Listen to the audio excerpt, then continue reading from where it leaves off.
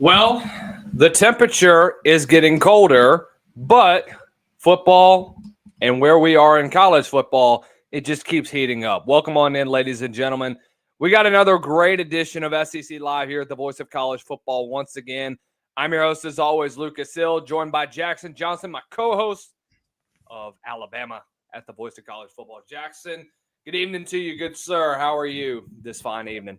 Oh, I'm doing all right, Lucas. Good buddy. I'm just drinking a little coffee to kind of keep myself warm because it is cold out for Bama weather. Oh my goodness, like you would not believe. I can't believe we had a freeze warning earlier today because the lowest it got was, I think, 32 this morning. I woke up at like 7 in the morning to get to school for 8. And I walked outside in just an old t-shirt, an old or a long sleeve shirt, wore on some sweatpants. I was like, Ish. It's a little nipply out here, man. I got to go put on a jacket. It's a little cold. It's a little ridiculous out here. You know what I mean? Oh, no doubt about it, man. No doubt. What was the temperature like in Bama? Freezing. Really? I went outside a few times, just kind of get the garbage out, get the mail. Just kind of just kind of like making sure family members are getting to their cars safely. But other than that, that's it, really. That's good, man. Ain't nothing wrong with that, man. But we got a great start to the week. We've had a wonderful weekend ourselves. And now week 12 is upon us. We've got a lot to break down today. We obviously have week 12 predictions. The coaching carousel, as always, continuing. We got our best bets that we're going to bring to you today. So Jackson will get our good friends at Underdog Fantasy, and we'll go and take a look at what they have to offer for this weekend. But man, before we get started, I want you to take us over, man. You're the promotional genius, and you are the promo guy. You're like a freaking. You are the guru of, how should I say this, promo reads, man. Why don't you tell us a little bit about the Voice of College Football shop and what we need to know about that? Well, it's never too early to go Black Friday shopping or Christmas shopping, holiday shopping as a whole. That's why we've got all these Voice of College Football hats. We've got it all right here. We've got the dad hat, the trucker hat. Oh, that polo shirt. There's that guy again. That long hair is not going to keep you warm, good buddy. I promise you. But that polo shirt will. And the t-shirt, we got heavyweight t-shirts. We got sweatshirts. We've got it all right here on vocfb.com/shop, where we've got your favorite teams: Alabama, Auburn, Florida, LSU, Georgia, South Carolina, Tennessee, Texas, Texas A&M, Oklahoma. We've got them all. We've got them all right here. Yes, there's a few SEC teams we don't have, but I will tell you though, there will be some merch made for those teams sometime in the year, sometime before this year ends or before midway of 2026. I've got that feeling for sure. There you go. Ain't nothing better than that, man. Ain't nothing better than that. Never too late to go holiday shopping. So, do we have a promo code for our good friends to go on over to the Voice of College Football shop? Oh, yes, we do. Right there. There you go. vocfb.com/shop. And you use our promo code. You put in VOCFB. If you put in Gamecocks, if you put in, what is y'all's? Is it Alabama? Is it Tide? Is it? You put Alabama. Y'all put Alabama. VOCFB Alabama. VOCFB Gamecocks. You get yourself a nice little discount whenever you buy off of the Voice of College Football.com/shop. Jackson, let's get into today's topics, as we have a lot that we have to discuss, like I've already mentioned. Greg Sankey came out earlier today, and I thought this was, how should I say this? It was rather interesting that he came out in support of something like this. And our good buddy Scoot Barley, who's originally a 247 SEC guy, he says that 8 SEC teams could be in the college football playoff. And here's the tweet. I think there is a real scenario where the SEC is an 8-bid conference. I've had many conversations with individual selection committee members, and we have discussed how Missouri, Vandy, and even Tennessee simply deserve to be in the playoffs. It's a no-brainer that the SEC has carved out at least 6 to 8 spots in the playoffs. Now, I'm going to wait to give my opinion on this. Jackson, I want to give you the floor first of all, and so you can express your opinion for this one. Tennessee being a playoff team, I'm just going to laugh at that, honestly, especially if they're losing in Gainesville again, which I assume they will this year, which they always tend to do that, death tats and losing in Gainesville. But I feel like it could be as high as 5 teams getting into playoffs. I mean, that's what it feels like. I mean, the SEC title teams are going to make it. Whoever's 3rd and 4th is going to make it. Question is, who's going to be in 5th place? And I think after week 12, we're definitely going to have a better idea on who should get in 12-team playoffs for 2025 for the SEC. Yeah, you pretty much hit the nail on the head right there. But I will say this when it comes to where I think the SEC could be. In my opinion, I thought Greg Sankey kind of made an ass out of himself and the league as a whole. And let me explain why. When I look at this bracket of what could I expect from this year's college football playoff compared to what we saw last year, I thought it's more wide open for the SEC because I think for the Big Ten, you only have 3, maybe 4 college football playoff contenders. Obviously, your top 3 in Oregon, Ohio State, and Indiana. And even if Indiana and Ohio State win out the rest of the year, it doesn't matter if they win or lose the football game. They're both getting into the college football playoff. I feel like the SEC just has so much depth at this point in the season with Texas A&M, with Alabama, with Ole Miss, with Georgia, Texas, Oklahoma. There's so much that you can look forward to with each of these teams that it's kind of hard to solidify them all being in the SEC, or how should I say this? It's kind of hard to point to one team and say they shouldn't be in the college football playoff. That I understand. But I think when it's all said and done, 4 or 5 from the SEC is realistic when we end our conversation. I don't think Texas is getting in. I think Georgia, Ole Miss, Bama, and Texas A&M will be your participants. 4, you're still representing most of the college football playoff. Because here's where I think you'll get 4 guaranteed from the SEC, 3 guaranteed from the Big Ten. You'll have 1 guaranteed from the Big 12, 1 guaranteed from the ACC, and 1 guaranteed of 5. That's 10. You just need to fill in that 1, and I think that last one's going to be Notre Dame. So if Pitt doesn't destroy their playoff hopes this week. By the way, I'm so pissed off at College Game Day for fumbling the bag. They should have gone to Ouachita Baptist and Henderson State. They screwed the pooch with that one. Instead, they want to go to a top 25 battle between a Pitt team that's probably going to get run out of the building against Notre Dame. Wow. Pitt's usually kind of scary at home against top 25 teams, especially with that QB they've had, that Mason Heinsteck. He took over for a guy that I played against in high school, Eli Holstein.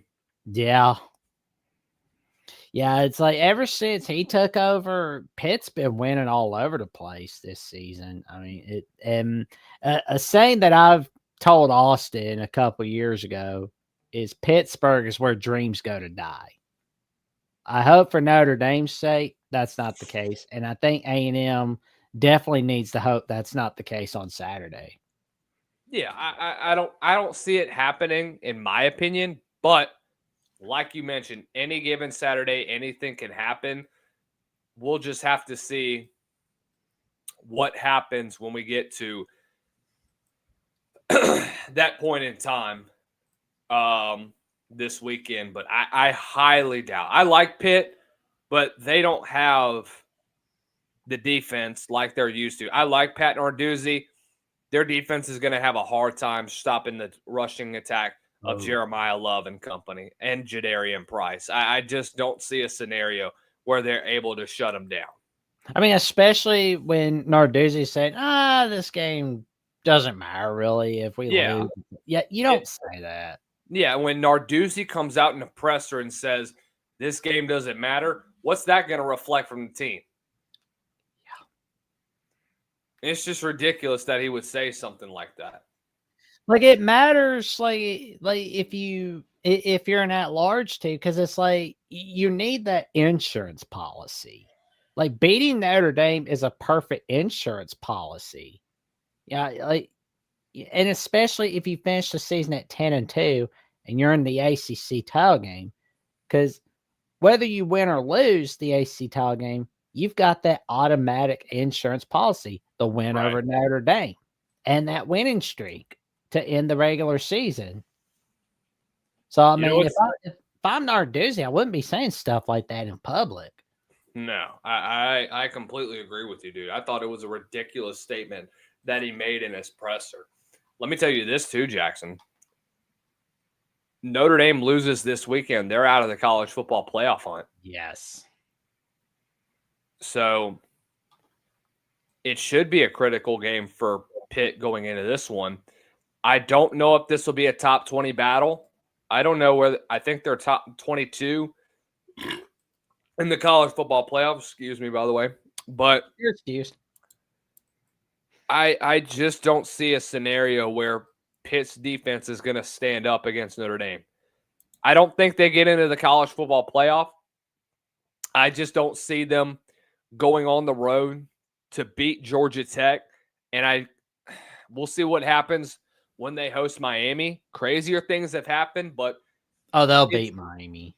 We'll see, man. We'll see. I mean, but it would definitely be a much better season compared to what they had at the end of last year. Because if you remember at the beginning of last year, we were talking about Pitt being just this superpower, just seeing how dominant they were on defense. You pick off Kyle McCord 5 times in the first half, and then you just have this total collapse in the second half of the season where you blew an opportunity against Clemson. You blew a lead against Virginia.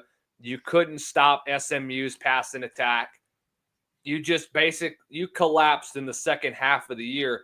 I hate to say it. I think that we could potentially be seeing the same thing this year from Pitt once again. And that, in my opinion, could lead to the downfall of Pat Narduzzi here at Pitt. So anything is possible, man. Anything can happen.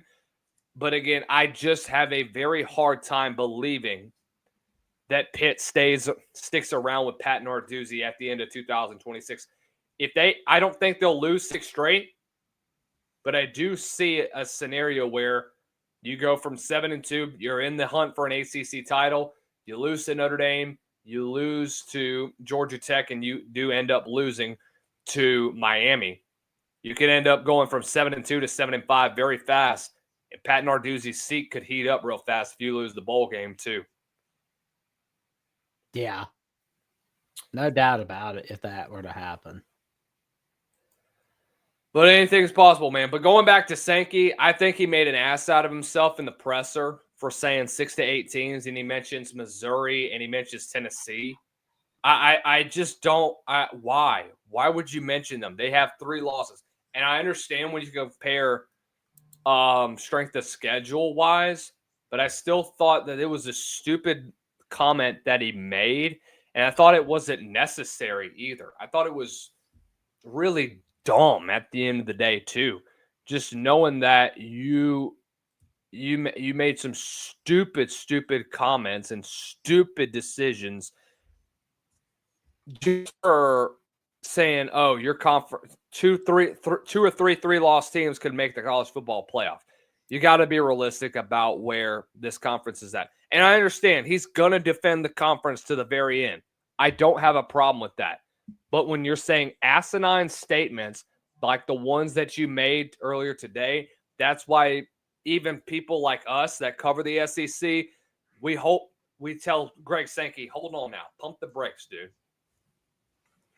I mean, like, I don't know which sounds dumber, saying that, like hearing the commissioner saying that, or hearing some guy named Cam Newton who thinks he's a pimp named Slipback from the Boondocks going on First Take saying a 9-3 Ole Miss team should be in the playoffs.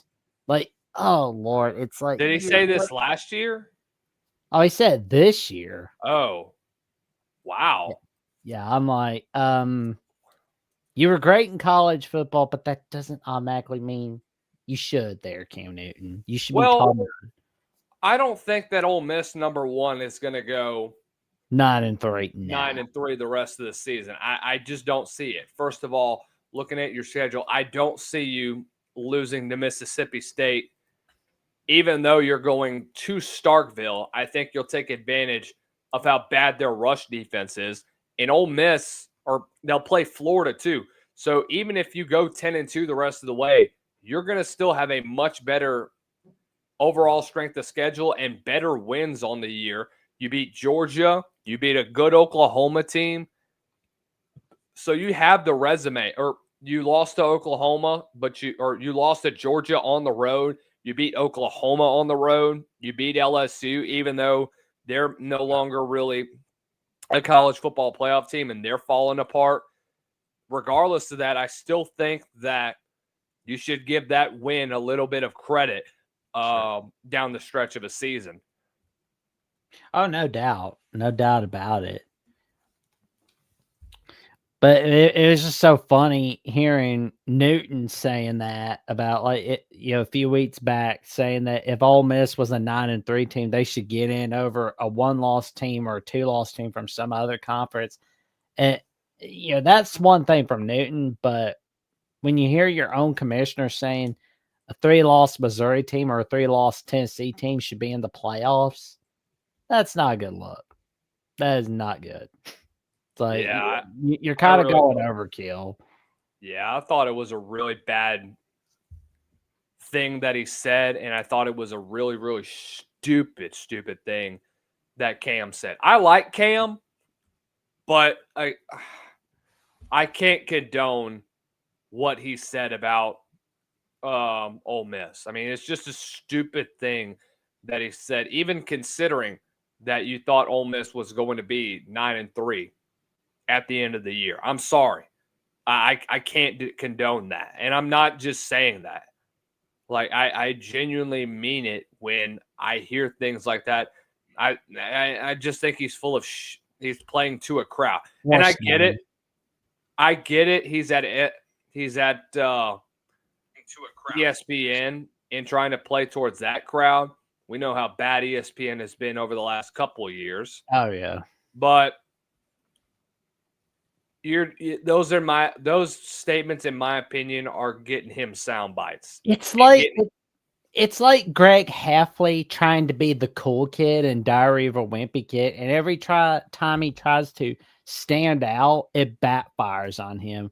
Whereas Buddy Rowley is just being himself, doesn't have to try so hard, and everybody instantly likes him. Right. Because that's what it feels like to me, really. Yeah, I agree with you. All right, Jackson, this is the one that a lot of people have been talking about. Let's get into some predictions around week number 12, a big one ahead for us this weekend. Separation Saturday continues, and we've got 1, 2 playoff eliminators this weekend. But let's talk about the original one, the not so important games right now, but somewhat important games. South Carolina going to College Station to play Texas A&M. I got to deal with this BS. Jackson, give me your thoughts going into this football game, and who do you have? Well, I'm going to be honest. Like, looking at Marcel Reed going against the South Carolina defense, I mean, like, South Carolina has had a tremendously disappointing season. When looking at week one, I mean, everybody talks about Alabama, Florida State after week one, but South Carolina, Virginia Tech, looking back at that after week one, you're thinking, huh, Virginia Tech had a really good game against a really good South Carolina team. There's somebody we need to watch out for. And South Carolina, oh, guys, Virginia Tech almost pulled off that upset in Atlanta. But then we see South Carolina just getting beat up with injuries, including in week 3 with Lenore Sellers, which that was the turning point of the season right there, where Sellers got hurt against Vandy, and that just completely derailed the season for South Carolina. You know what that felt like to me? When Sam Bradford was getting hurt in 09 at the tail end of the second quarter against BYU, and it just completely derailed the season for Oklahoma in 09. Derailed the high hopes. That's what 2025 South Carolina feels like to me. It's that like South Carolina is likely going to miss a bowl, whereas like Oklahoma went to some pile of turd bowl game. Marcel Reed has a chance to have a Heisman moment this weekend. He's getting his invite to New York, and I think it's pretty obvious. This kid is one of the best SEC quarterbacks in so far this year. In a year where, in my opinion, you've seen a lot of steps that have taken back in quarterback play this year, where you see guys like Lenore Sellers, Garrett Nussmeier, DJ Lagway, Arch Manning not exceeding expectations. Marcel Reed is one of those guys that people didn't talk about him a lot and take him seriously for the Heisman conversation at the beginning of the year. People are starting to take him seriously now, especially ever since SEC play first started. Oh, yeah. I mean, those Aggies making that magic throughout this season. I mean, that whole turning point was when they beat Notre Dame in tight fashion.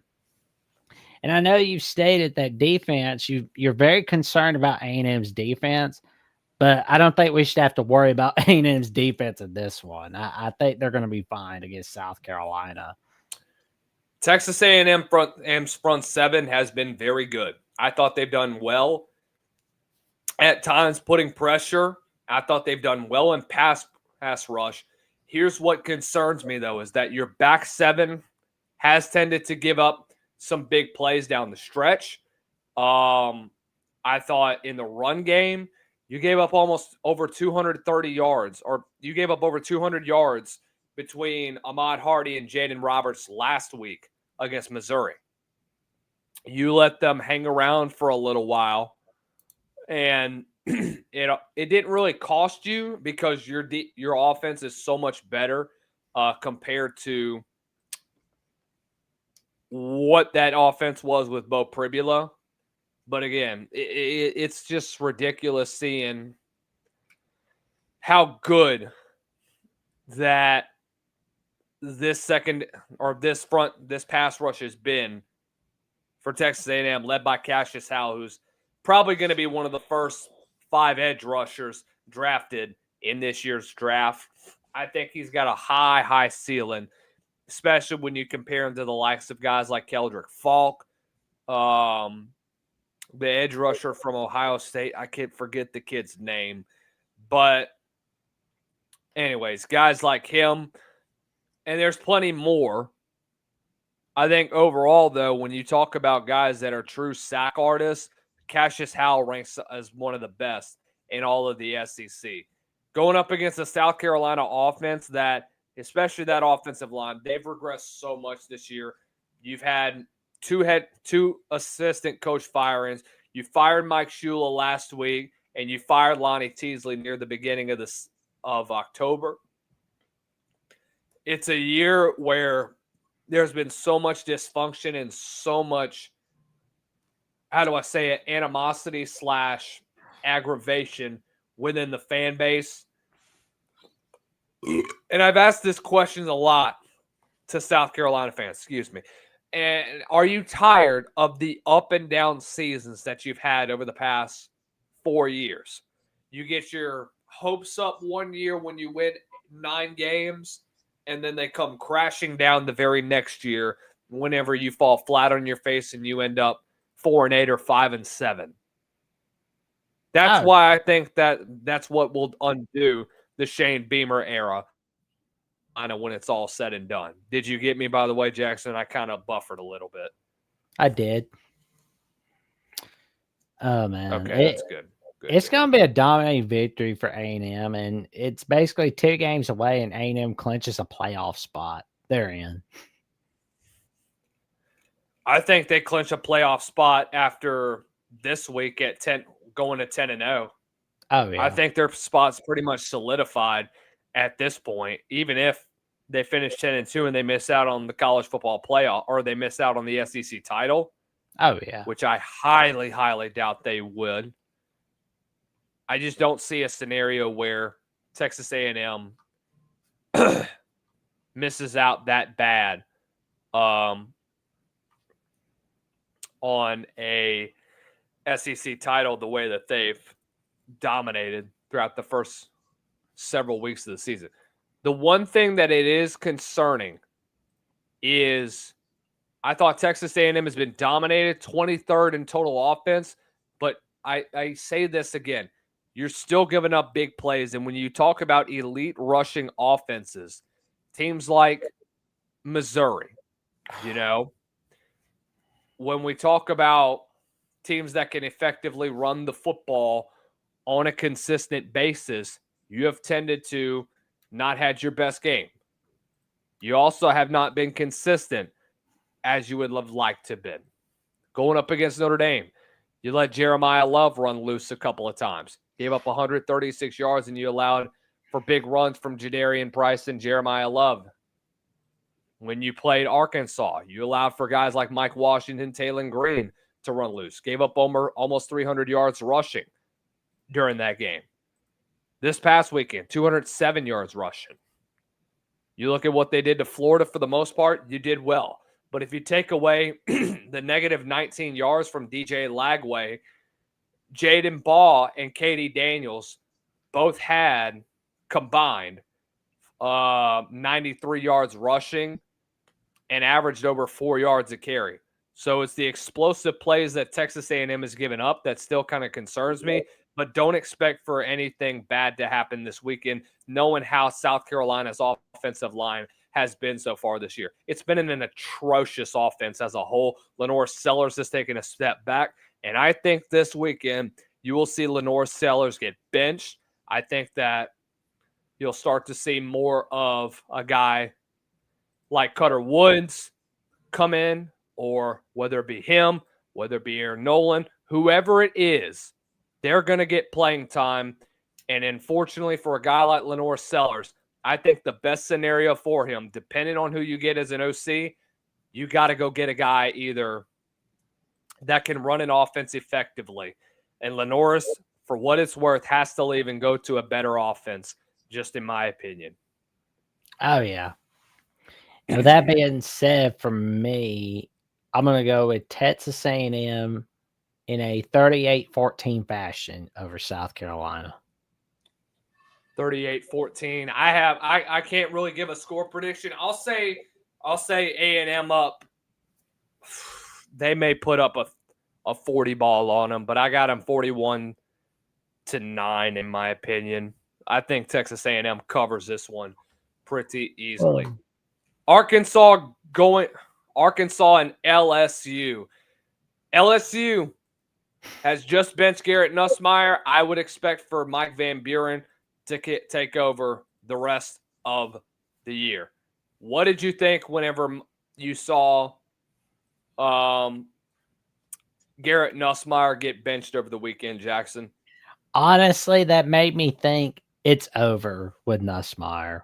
It's completely over. They're kind of just punting on the rest of 2025, throwing in that towel. Yeah. So it's like it's over for us. You know what's sad in this one, dude, is that it's in Baton Rouge. The tickets are as low as $8. Oh man, So that is bad. the lowest, some of the cheap seats that you can get, man. You can get some decent seats, man. And there's a lot of people that are selling their tickets because of how bad it has been recently, dude. That just goes to show you how fed up the fan base just has been this year. And it sucks. You know, you talk about a team like LSU that had all the highest expectations in the world, college football playoff, the hype around Garrett Nussmeier. And like I mentioned yesterday when we talked about this, the Garrett Nussmeier era is over. And I also mentioned the distinct differences between him and Jaden Daniels. And I think it proved this past Saturday. No question about it. I thought that this was a really, really bad LSU offense that is incompetent. And they're going up against a 2-7 Bobby Petrino-led offense that in the last game that they played, I think that, well, what was Bobby Petrino's first game? It was the Tennessee game. Ever since he took over in the Tennessee game, this offense has done the following. You've competed on the road with Tennessee, could have gotten a road win there. You competed with Texas A&M. You could have had you blew a lead against Auburn, and you blew a lead against Mississippi State. Man, that's been like their whole thing all year is they blow it against Ole Miss, they blow it against Memphis, they blow it against Tennessee, Texas A&M, and Mississippi State. The only two times where they don't blow it is against Auburn and Notre Dame. Like Notre Dame obliterates Arkansas, which gets Sam Pittman fired, and you got Auburn. Oh my God, like that game. That was terrible. Yeah. Yeah, I mean, it really was. Oh, that's right. They blew their lead in that one. It's like, oh man, my mistake. But in the 3 games that Bobby Petrino has taken over as head coach, I mean, he's taken over the offense as a whole, but they've averaged 446 yards per game, which I expect to have a heavy dose of the air attack to be on full display this weekend. I have Arkansas covering this football game. It's a morning game in Death Valley. It's not a night game like you would expect to have. I think this ends up being another sloppy game for this one. I thought, look, this is an LSU defense that only gives up 19 points a game, but they're going up an Arkansas offense that's top 25 in all offensive polls. The only problem is that they have one of the worst defenses in college football that has hindered them in so far this year. So in my opinion, this is going to be a sloppy game. I do want to see, though, how does LSU work in this Alex Atkins offense, which you saw them move the football a little bit last week, but you did not see consistency in the red zone. You saw Garrett get confused whenever he's checking off at the line of scrimmage and he has to call timeout. Mike Van Buren, I'm excited to see what he has to offer, which in his start going up against this Arkansas defense, which is really bad, dude. They're just horrible. They have no depth whatsoever. They took a big step back, losing a top edge rusher last year, and losing your core linebackers. Honestly, this makes me think this is going to be another close game and another blown win for Arkansas. You know, Arkansas has a chance to win this, and they blow it once again, which it's not the first time we've seen the Razorbacks do this season.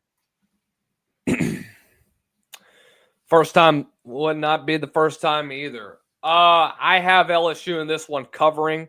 Well, I say that I have Arkansas covered. I think this ends up in a 3-point ball game. I think LSU finally gets themselves past that 6-win threshold. They get to bowl eligibility. First win under the Frank Wilson era. I think they get that 7th win next week against Western Kentucky. I don't see them even come close to beating Oklahoma. LSU still with a 99% chance to reach bowl eligibility, which they will indeed. I would expect they do it. Like I mentioned, even if they lose this week, they'll probably do it against Western Kentucky. Oh, I still feel weird saying LSU Oklahoma rivalry week, but that's another time for another day. As for LSU Arkansas, the battle for the Golden Boot, which I believe next year it'll be on rivalry week because they're annual opponents. I think this is gonna be an LSU 20-14 victory. LSU barely covers. I have this one as 20-14, or not 20-14. I have 24-21. Oh, wait a minute. So here's what happened this weekend, because this is coming from Frank Wilson a couple hours ago in his presser. I thought that Mike Van Buren was going to start. I think Mike Van Buren should start. This is what he said. Garrett did well enough at times to still be in position to be the starter as we start and embark upon this weekend. When we go to corrections today and practice tomorrow, he'll be the first guy that goes in. I do think, though, he is going to get benched again. I don't know what it is. I think he's still going to get confused at the line of scrimmage, and I think he's going to get benched for the 3rd straight week. And after this one, Western Kentucky, I think this will be Mike Van Buren's team from here on out. I think you should rely on where Mike Van Buren is, and you got to develop the kid. I think that he could be the future of where your offense could eventually lead up to. Oh, yeah. But we haven't talked much about Arkansas. We've been talking about all the crap that LSU's going to do. Taylor Green's still one of the best quarterbacks in the SEC on a 2-7 Arkansas team. Oh, man. It's just like good grief. There again, 3rd in total yards on offense in the conference. But yet they can't be able to win a Power 4 game. And I'm checking to see, because I think Green. Oh, no. So that's it for him. He can't be able to transfer after this year. Yeah.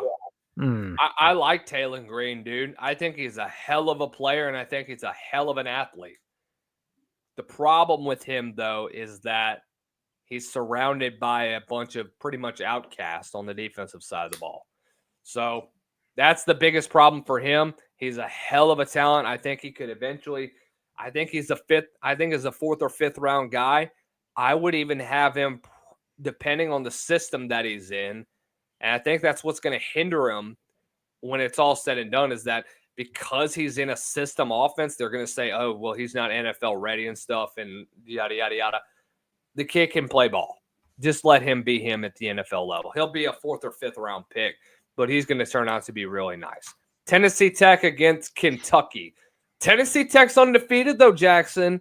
They're having their best season that they've ever had in the FCS level. And this was a Tennessee Tech team that was really bad. They haven't been to the FCS playoffs in 15 years.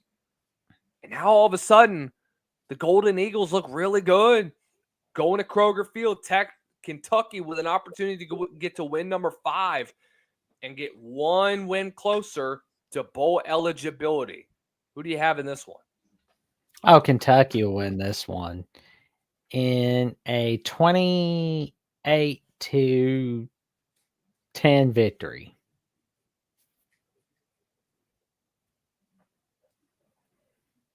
I think Kentucky goes a little easier on Tennessee Tech.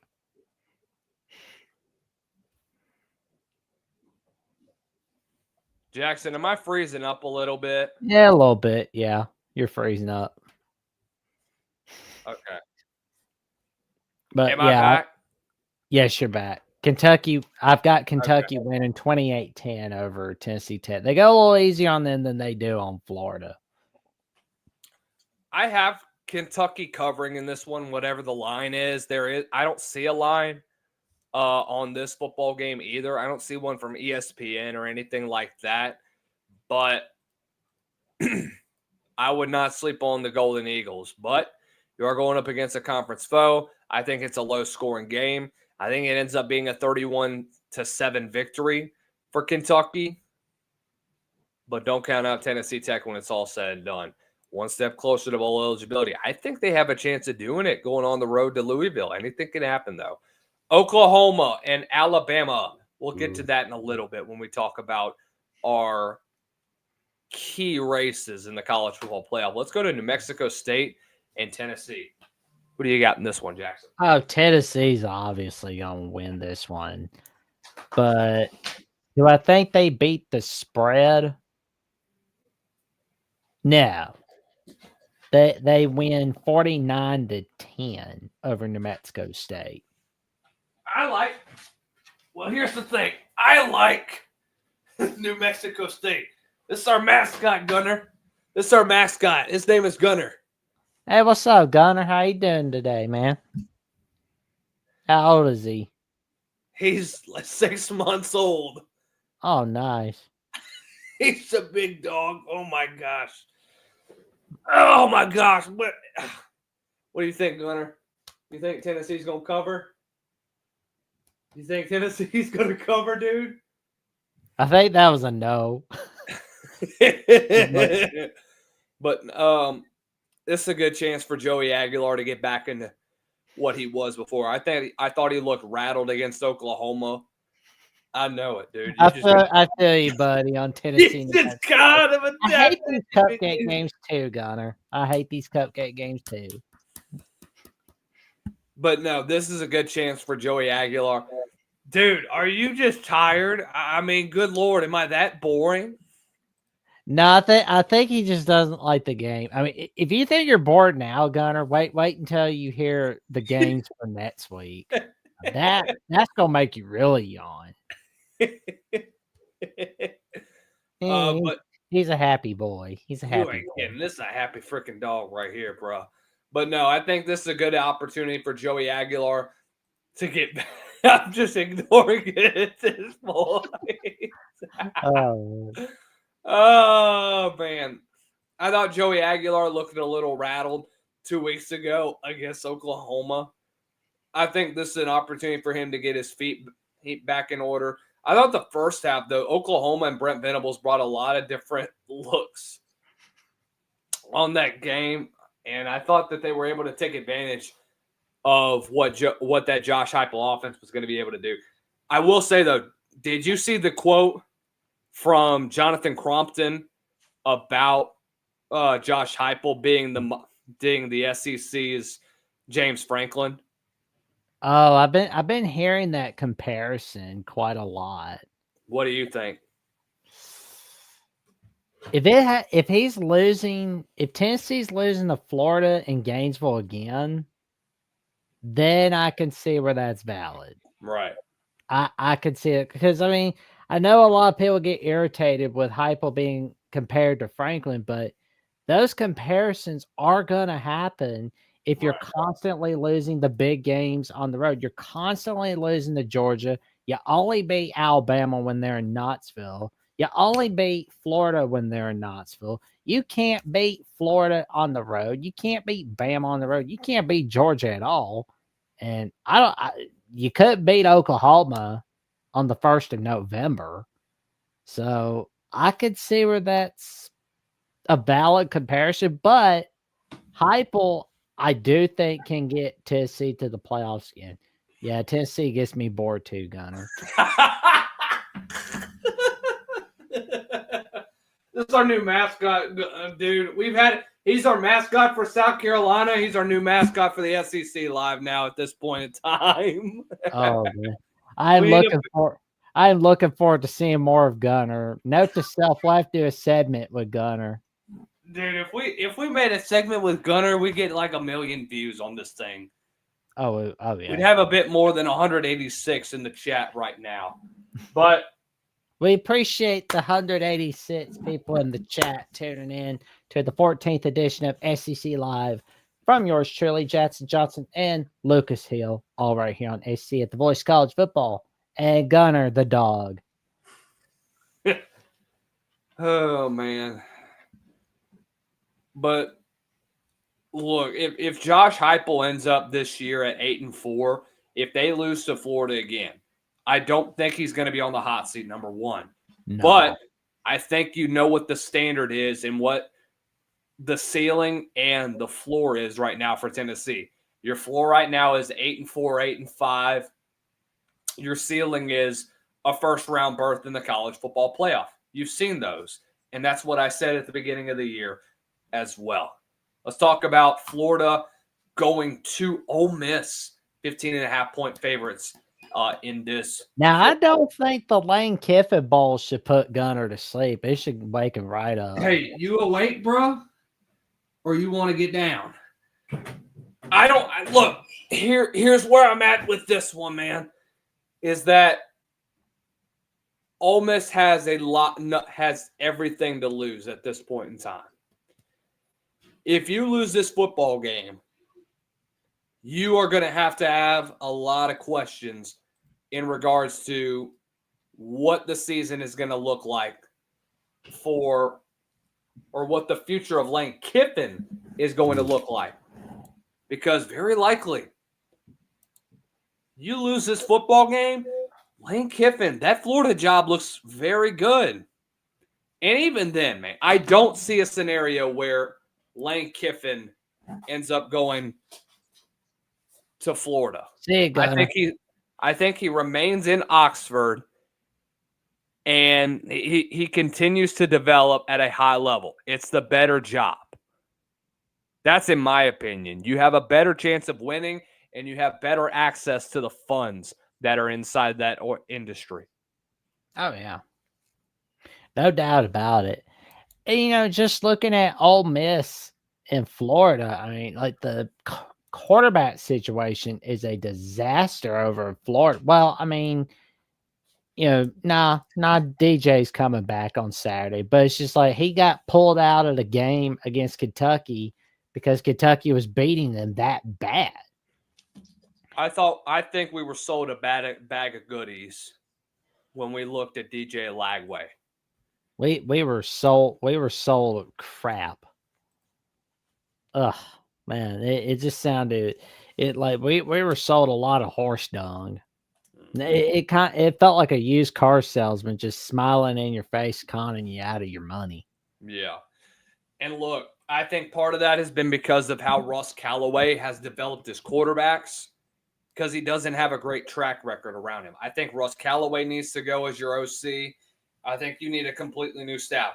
Any one of these quarterbacks, whether it be Mike Van Buren next year, whether it be DJ Lagway, or whomever it is going to get a package deal with the offensive coordinator that they get, whether it be Lane Kiffin in that offense or whether it even be Eli Drinkwitz in their offense as well. I think it'd be a vast improvement compared to what they have at this point in time. Vast improvement. Oh, yeah. So, but this is too good of an offense. Trinidad Chambliss, oh man, is truly one of the best quarterbacks in all of college football. The story is incredible, from Division II national champion at Ferris State all the way to Ole Miss and potentially going to a college football playoff as well, on their way to a potential deep run. Give me Ole Miss in this one. I think they cover very easily. Knowing that it's at Vaught Hemingway too, come on, man. Rebs by 1,000,000 at this point, man. There is no way in hell I see a team like Florida, who got ran off the field at Kroger, get embarrassed by Kentucky, who has the worst offense in the SEC, and get mollywopped and having them even come close. Now, we've seen in these big games Florida be competitive. Do I think this is one of them? No. Give me Ole Miss in this one by 20. Ole Miss is going to win this one 38-14 over Florida.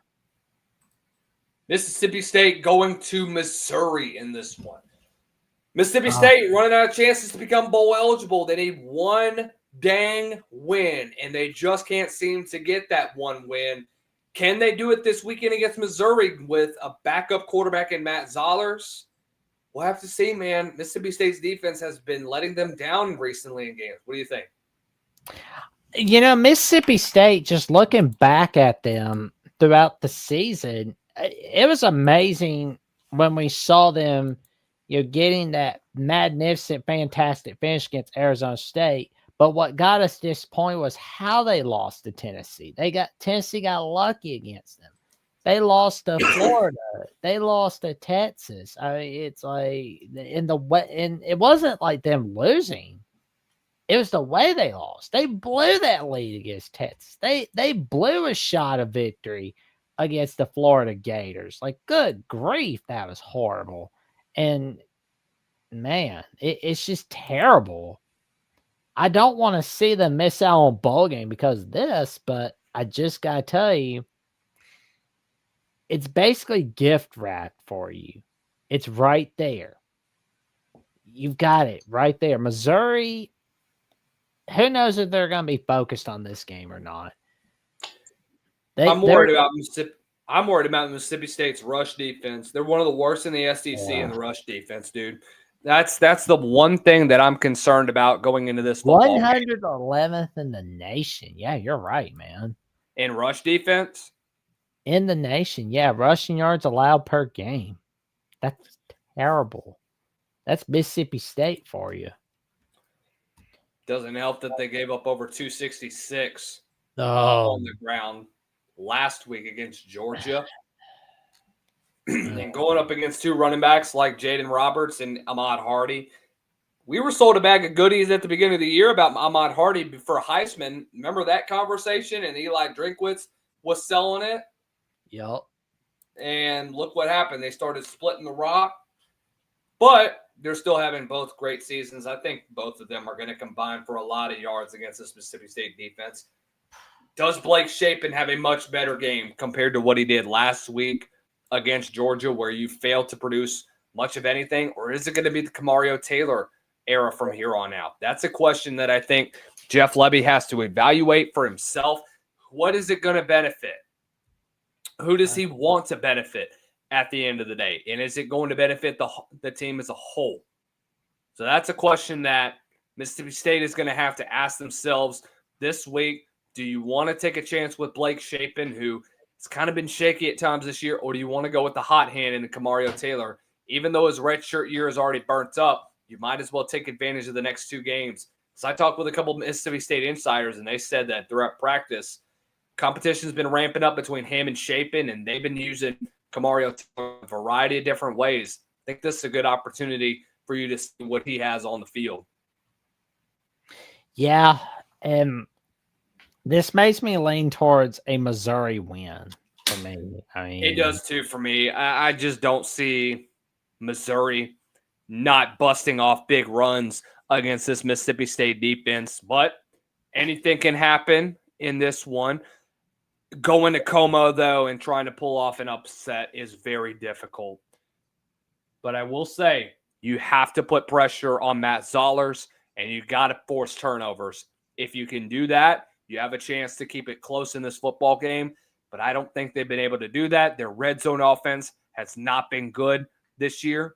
They fumbled opportunities last week. You fumbled opportunities 2 weeks ago. You fumbled a lot of opportunities this season to get yourself into a bowl game situation. Florida, Texas, and who am I forgetting, Jackson? I'm forgetting one team that they blew a lead to. Well, Florida, Texas. They blew their shot against Tennessee. Tennessee, that's what I'm thinking of. 3 games that you blew your shot to, and you could have had what could be a 7-2 season. And now you're fighting for bowl eligibility at this point in time. All right, Jackson, let's get to the playoff eliminator games of the week. First of all, starting with Oklahoma and Alabama. Oklahoma on the bubble in the SEC, or not in the SEC, but in the college football playoff race. Oklahoma loses. They're essentially out of the CFP. Going to Bama. They did it again with a mobile quarterback last year that Alabama struggled with. Kane Womack did a very good job last week of being able to shut down mobile quarterbacks, or did a good job of shutting down Mike Van Buren last week. How do you think he does against John Mateer this week? I think if you put enough pressure on Mateer, you're going to win right there. And I think this Alabama defense can and they will put just enough pressure on Mateer. I'm curious to get your thoughts because I didn't watch the live show today. What did the Smiths have to say, and what did Josh have to say for this weekend?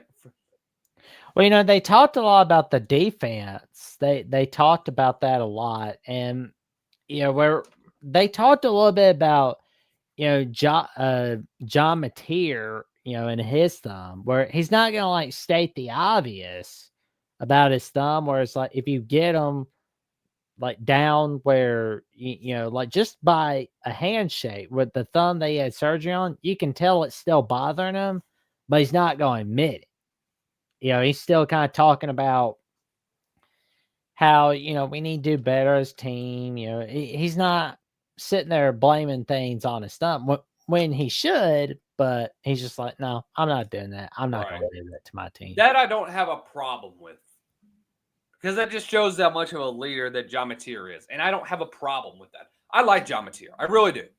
Here's my thing, though, is that your defense has been able to shut down a lot of opportunities that offenses have been able to do. The problem is, a couple weeks ago against Ole Miss, you couldn't get off the field on third down in the second half. Oh, yeah. We talked a lot about clock management for Oklahoma throughout the show. Brett Venables' freaking clock management was dog crap against Ole Miss. That is the perfect example of what I want to emphasize for this weekend.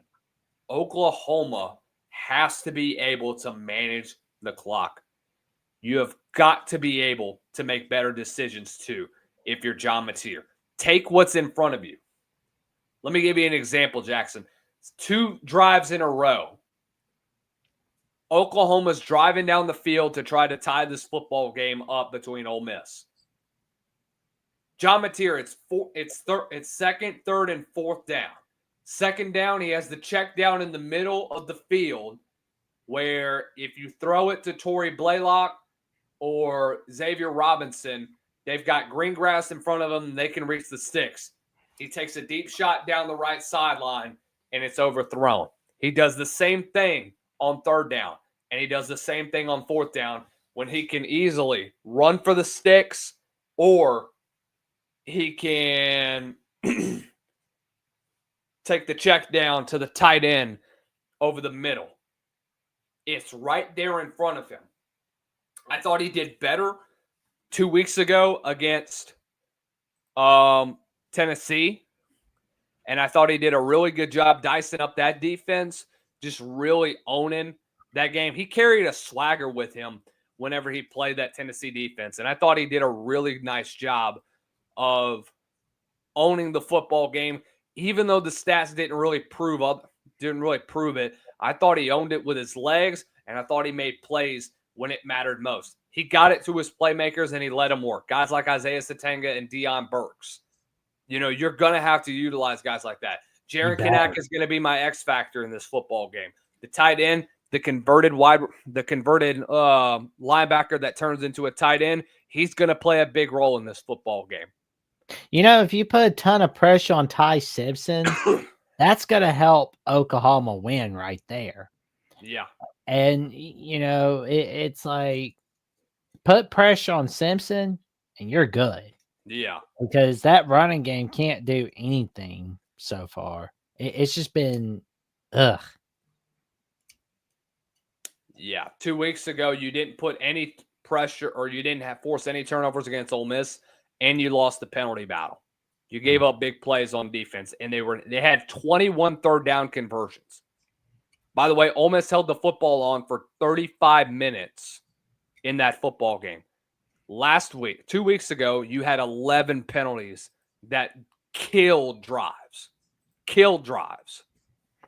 that you could have had go your way. So it's bad that you had things like that happen to you, but that's part of it. Oklahoma being able to score off the turnovers is going to be critical. You had 15, 10, 13, 16 points off of turnovers. You have to be able to translate all those points into more than just field goals against Alabama. You got to turn those into 6-point opportunities. Go ask LSU last week. That's a great example of that. Alabama, they're going to have to play exactly how they played the last couple of weeks. Play fundamental football and win all three aspects of the football game. Ty Simpson is a field general when it's all said and done. I think Oklahoma covers in this game, but not by much. They cover it by maybe 3 or 4. I think this ends up being a very physical football game. I have Alabama winning. Oklahoma officially eliminated from the college football playoff. I've got Alabama winning 24-21 over Oklahoma, but I'll be honest, looking at those stats on defense, I would not be shocked if Oklahoma was to pull off a victory over Alabama again. Either one does not surprise me because I feel like 6.5 is too high for Alabama against a really good Oklahoma team. But at the same time, I can understand why, because Mateer has just been up and down since he recovered from his thumb, getting that thumb surgery. But you could tell he's still hurting. Yeah, very much so. I mean, it's pretty much on display, man. Very, very obvious that he's hurt. And I appreciate that he's tough, but I'm going to emphasize this for as much as I can. He should not have played during the Texas game. No. But there's one key to victory. Red zone offense. Whoever gets to the red zone is definitely going to be winning. Because, looking at Alabama, they've been in the red zone. They've had some wins on the red zone, 35-38. They've been really good on the red zone on offense. And Oklahoma, they've been top notch. They've been better than Alabama anytime they've been in the red zone on offense. So that's key right there. Going to be fun one over there. Game of the week. Texas going to Athens, Georgia. Georgia's 6.5-point favorites. They have the hot hand going into this one, in my opinion, Jackson. This is a playoff eliminator for Texas. You lose this one, you're out of the CFP. You're coming off a big win against Vanderbilt where you controlled the game for the majority of the time. But Texas in the last 3 games have been decided by a touchdown or less. Had to come back against Mississippi State and then got a last-second field goal against Kentucky and against Vanderbilt where they gave up 21 in the last 10 minutes of play. Who you got in this one? I want to go with Texas so bad, but at the same time, I got to look at both these teams. And, Georgia's just been impressive on the run game on offense, obviously. We saw it against Mississippi State last week. And, third down percentage is looking good for the Bulldogs. They're 17th in the nation. But Texas, they know how to stop the run. That's something I've noticed about them. Yeah. I mean, they basically stomped a mud hole up Vanderbilt's butt a couple weeks back. And that win over Oklahoma in the Red River rivalry, I thought to myself, Texas is basically showing us they can win out. I would not be surprised if they do. And if any year is a good year to beat Georgia, this year would be a good time to do so. I mean, I know Georgia usually doesn't lose at home, but then again, they lost against Bama at home. They tend to get it over Texas real quick, but maybe this year's the year Texas gets it done. But As of right now, I think I'm going with Georgia in a 28-24 fashion. Here's my thing about Texas. They have not played a complete half of football, or they have not played a complete game of football in a while. Their Yes. rushing offense is one of the worst in the SEC. They have not. Their rushing offense is nothing like they were last year. And you were expecting much better from guys like Trey Wisner and C.J. Baxter coming back from injury. Trey Wisner's not the same back that he was last year. He's not. No. But the way that I think that they get back into this football game is creating explosive plays. They did it against Vandy. Whenever you have a big 75-yard touchdown from Ryan Wingo, who goes all the way there, but you have to target him more. You've got to spread the football around. Emmett Mosley is going to play a big role in this football game. You better watch out for DeAndre Moore on go routes. You got to watch out for what Arch Manning can do. They're going to force turnovers in this football game. Make no mistake about that. The question is, can Texas counter off of that compared to what they did last year against Georgia in DKR? This time they get to go on the road for it. Can you finally snatch a win in this one? I think how Gunnar Stockton, he is playing so good of football at this point in the season. He may very likely be one of those guys that goes under the radar when it comes to the Heisman conversation, and I don't think he's going to get the same love. Guys, he's a really good quarterback. When you talk about 22 total touchdowns on the season right now, look at what he did last week. Didn't play his cleanest game, but did enough and created enough big plays so that Georgia could win the football game and pull away after a slow start. If Georgia gets off to a slow start, you can't do that. Go ask Vanderbilt 2 weeks ago. They got off to a slow start and got down 17-0 by the end of the quarter. You can't do that against this Texas team that can bust you in the mouth defensively. But I think Georgia gets that out of their system. I think they buckle down on defense and they create big plays. I think they force a lot of pressure on Arch Manning. They're going to load the box and they're going to try to dare Arch Manning to try to chuck the football down the field against the secondary. I think Georgia has their way, and I think they shut down Texas. I think they cover by 10. Wow. I'm that confident about Georgia, dude. I think they're a very hot team right now in the SEC, and they're nobody's talking about them as much as compared to teams like Bama or Texas A&M. Yeah, I mean, especially when you got Kirby Smart as your head coach. I mean, you know, he's got that Saban magic. There is nobody better in the SEC right now that is creative with, you know, game day preparation like Kirby Smart. There is nobody that I think can do it better than he does. I want to get into our last segment of the night, Jackson, before we get out of here and talk about the coaching carousel around college football. As you know already, the SEC has 3 openings as of now, I believe. 1, 2, and 3. Yep, 3 openings as of now. Who do you think the 3 new head coaches could be for LSU, Florida, and Auburn? And where would you rank those 3 jobs at this point in time? Right now, I would rank Florida 1, LSU 2, and Auburn 3. I can agree with that. Yeah, and obviously there's that 4th one, Arkansas. Arkansas is below Auburn because, I mean, it's like, why would you want to be coaching at a school that's bordering Oklahoma and Texas, where they're just getting beat all over the place in the recruiting trail? I mean, this is not 1964 Arkansas. Good grief. I would not want to go to Arkansas.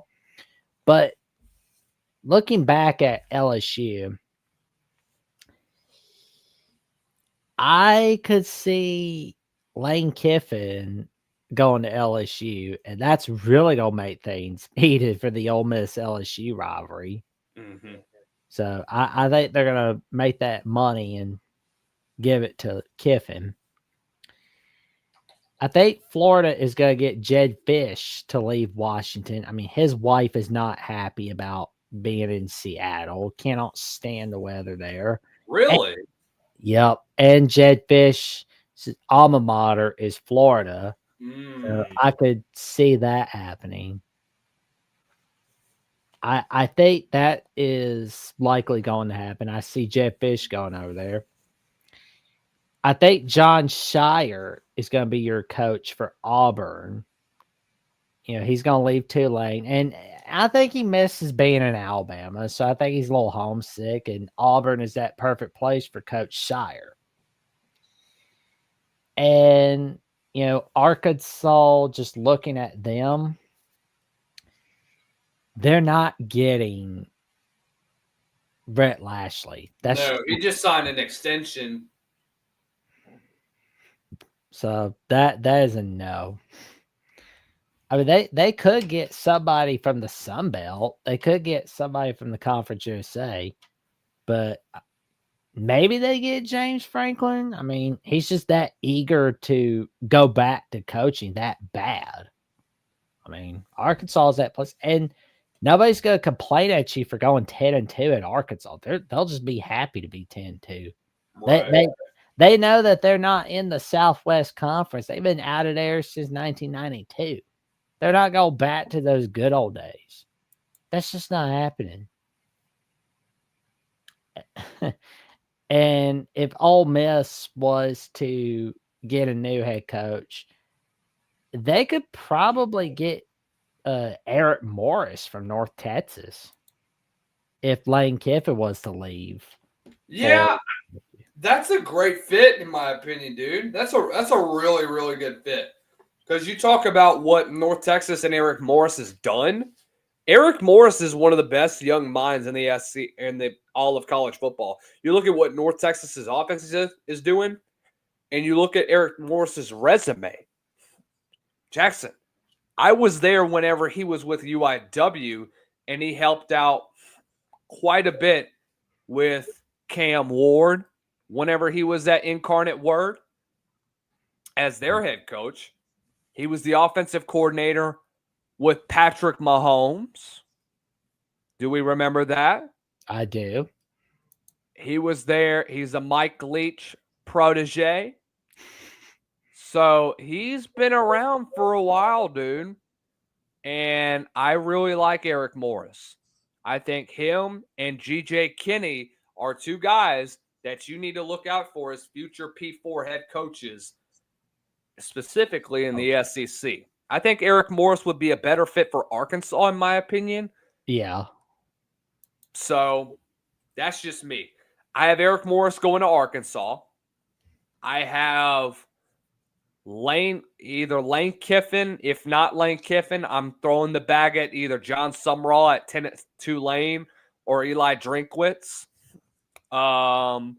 Florida, I have either Lane Kiffin or Jed Fish, now that you mentioned that. And then for Auburn, I think John Sumrall, or are you ready for this? I'm ready. Lincoln Riley. Hey, wait a minute. Yay. Oh, no. No, because he'll try to get... I said this yesterday. He's not bought in. I firmly believe that he's going to leave. Why do I feel like if Lincoln Riley was to go to Auburn, he'll try to get Auburn to get rid of the Auburn, Georgia, and Auburn, well, no, he can't get Auburn, Alabama to go away, but he'll try to get Auburn, Georgia to go away. I don't think he'll get Auburn, Georgia to go away. I know. I'm just giving him crap for USC. For the Notre Dame thing? Uh-huh. Oh. I'm going to continue to give him crap until I see evidence that Notre Dame USC's back for 2026. I mean, it's like I'm never gonna quit ragging on Lincoln Riley. There is nothing wrong with that at all, because you know about what Lincoln Riley has been able to do, and you look at what he's always just been able to do over the course of this last couple of years. Guys, it's going to wrap it up for us here on SEC Live at the Voice of College Football. As always, thank you guys so much for hopping on in. I'm your host, as always, Lucas Hill. You can follow me on the socials at Lucas Hill SEC. Y'all make sure y'all follow us over at Inside the SEC at SEC Inside SEC Live. Also, make sure you holler at our guy Jackson Johnson. Follow him on all the social medias. Tell him about what you're doing this weekend.